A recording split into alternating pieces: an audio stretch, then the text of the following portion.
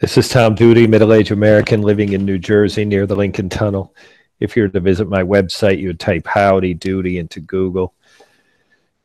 Find the correct spelling of the famous puppet. You then combine Tom Duty in a Google search for my site. This is Ubereats. There's a shooting in Las Vegas last night. News broke for me this morning, sort of before, near, shortly after. An alarm went off to get my wife into the city on time. So it's a record. 50 people have been killed, more than 50. The count sounded shocking, very high. I don't want to say shocking because these things aren't shocking anymore, though very high. And yet the methods was very much like the methods that the other mass shootings have used. The automatic weapon shooting wildly into a crowd, killing some, injuring others. The numbers just got way, way, way high. What I'm trying to say is that Aurora, Colorado, the man who shot into the movie theater, God, he could have easily gotten 100. And he had an equipment failure and it jammed. But anyways, this is extraordinarily high. So here's my political message at the beginning of this Ubereats thing. I got to share my screen.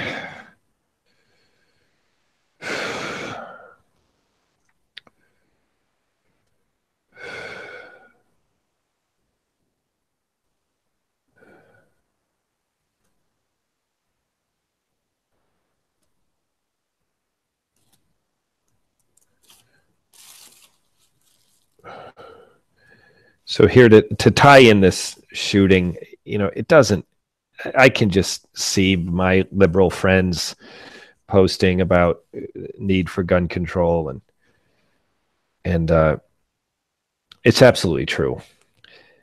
Faulting conservatives for their love of guns, and this wouldn't be happening, and so it's absolutely true.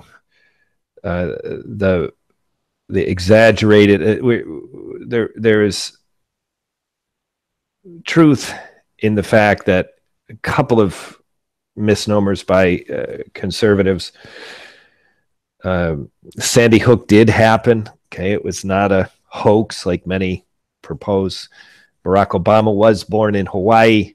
It's not a hoax like many had claimed. Islamic terrorists is a problem, but certainly not killing.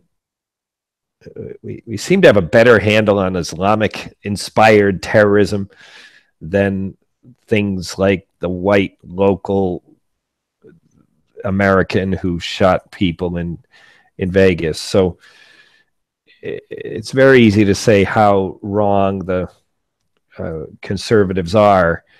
And, the next thing we're going to be, this is an ongoing attack from me and people who think like me, who are more liberal, calling the other side racist and a lot of negative things. So the fact of the matter is there are many people who love guns. There are many people who support Trump. And these people, to call them racist is both unfair. To support Trump, you're a racist, is unfair. To support Trump, you're stupid, is unfair. But what can we say about him? That political support for guns, in contrast to Barack Obama's approach, is just wrong. The overemphasis of the fear of Islamic terrorism, while the glossing over the type of shooting that just happened in Vegas, is wrong. Calling the supporters of Trump, conservative people in conservative politics, racist, stupid, is absolutely wrong. But what can we say? Well, this is some text that I extracted from, now I know this man. His name is Tom, and he wrote about Colin Kaepernick, and he did it without saying Colin Kaepernick.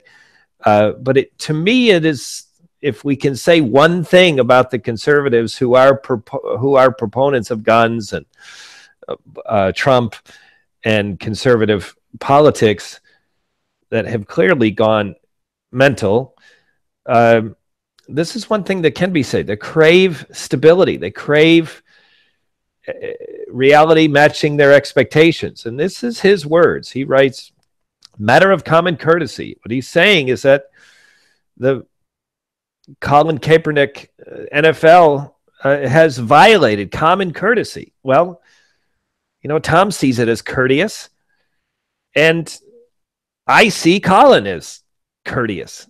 Colin's, you know, Tom sees it as discourteous. Okay, certainly Colin is discourteous, but to crave courtesy to the point to fault him and his right to be able to free expression is absolutely wrong.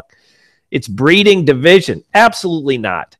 Tom is on point giving thought to this topic. At the same time, I was on point giving thought to this topic. This is more of an effort of unity than it is breeding division.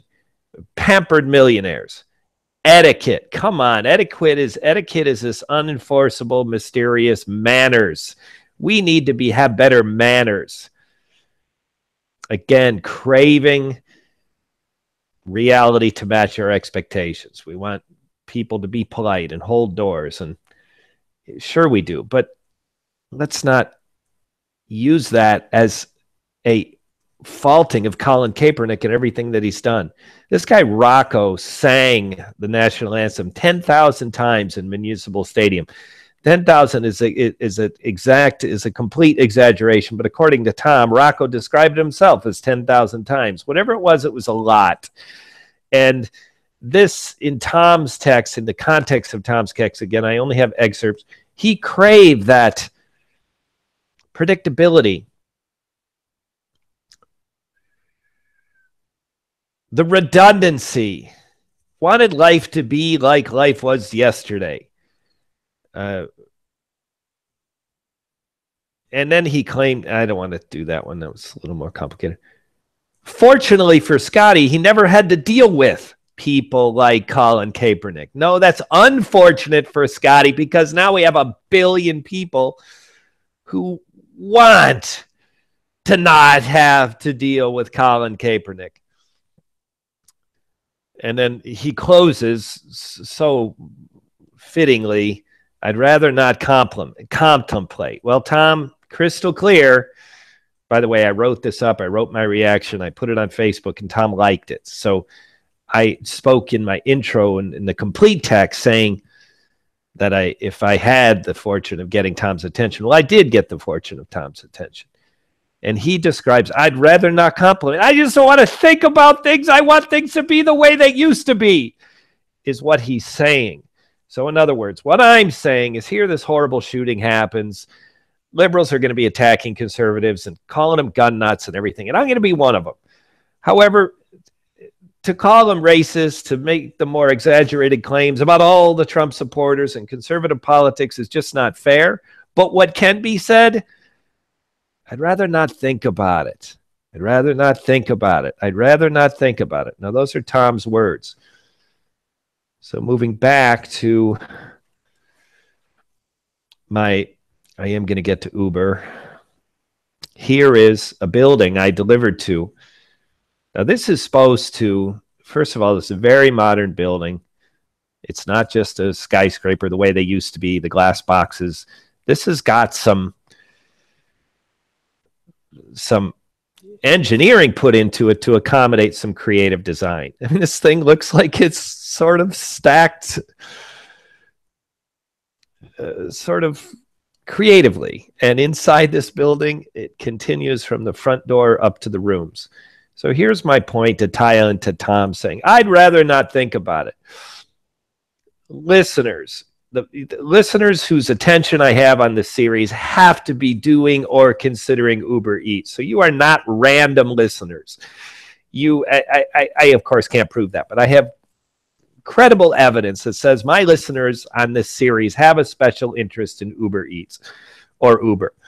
And I'm telling you, if you do Uber Eats, cancel Uber transportation. I'm not making the point. It extends too far. But Uber Eats, You take food to people. Up on the 52nd floor of this building is a young Chinese man. I brought him a Big Mac and fries.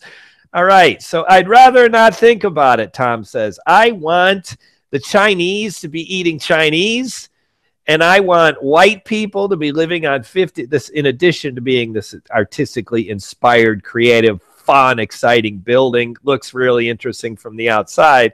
It's also luxury living. It's absolutely beautiful.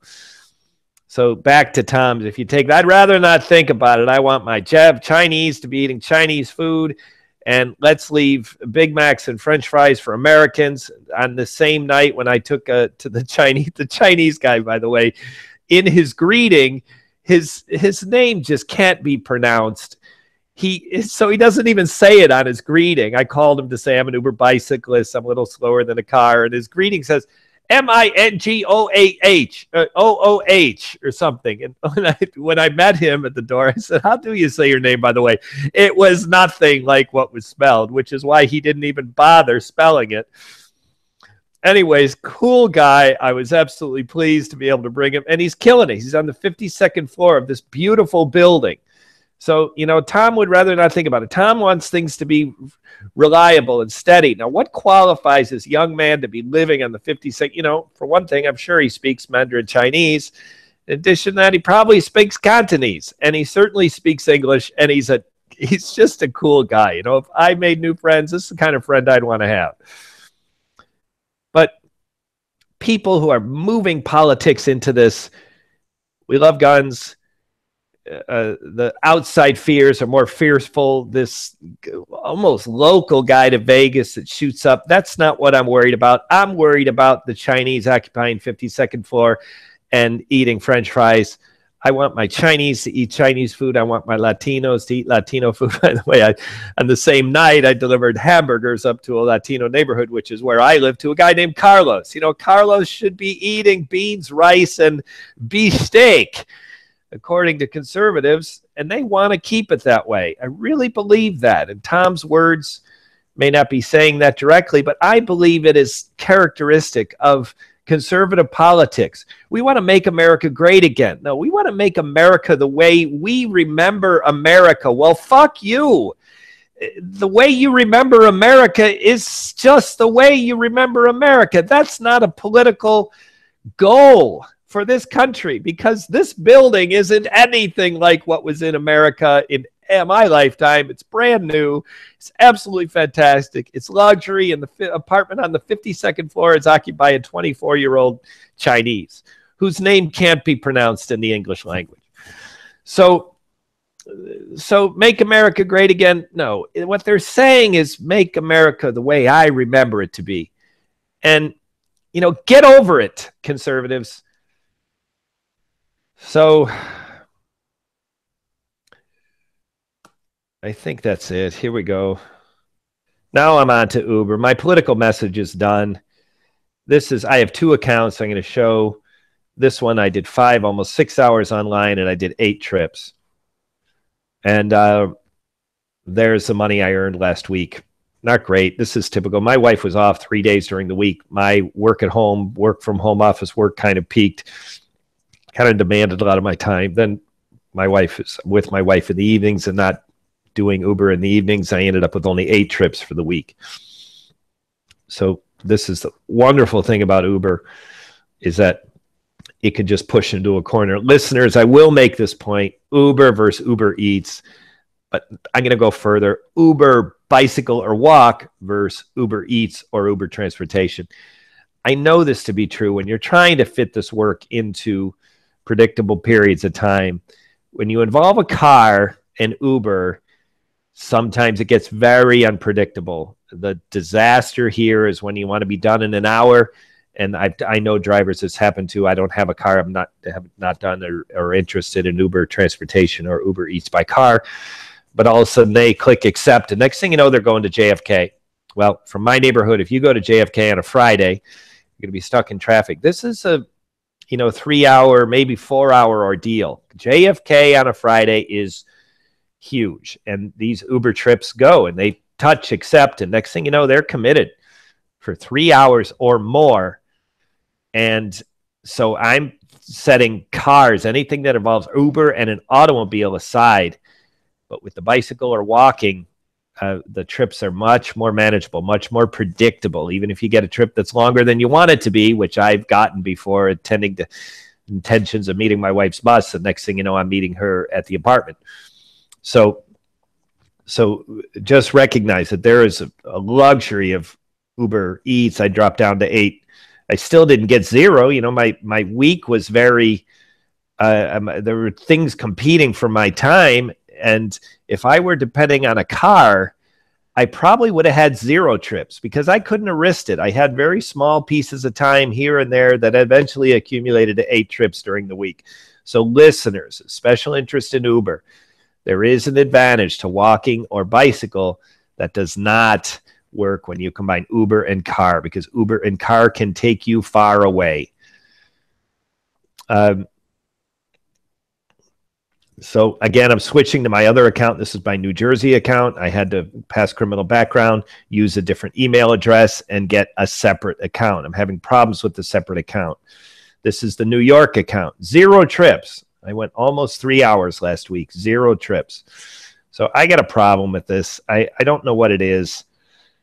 I won't tell the history of it, but I got to fix this. And I don't know what to do. It's not I'm having fun in New Jersey. I live in New Jersey. So why go to New York? Well, 2 days last week, I went to New York. That's why I accumulated this time, because I had other business in New York, as I do twice monthly. And as I do, I think, next week. So this doesn't happen a lot. It's not a high priority for me. It is a problem. I got to fix it, and I'm struggling. So this is to be fixed. Listeners, if you're interested, I am going to fix this, or at least make several more attempts, and you might be interested in what I do and if I'm successful, because there are certainly times, everyone who does Uber, why am I not getting the trips? Well, here at 2 hours and 44 minutes at 0, something's got to happen to make that better. I'm going to return to this. I'm not even going to show my face again and close, just to put this text up again. Again, what I'm claiming, the shooting in Vegas, you compare Barack Obama politics with Donald Trump politics, the idea that the love of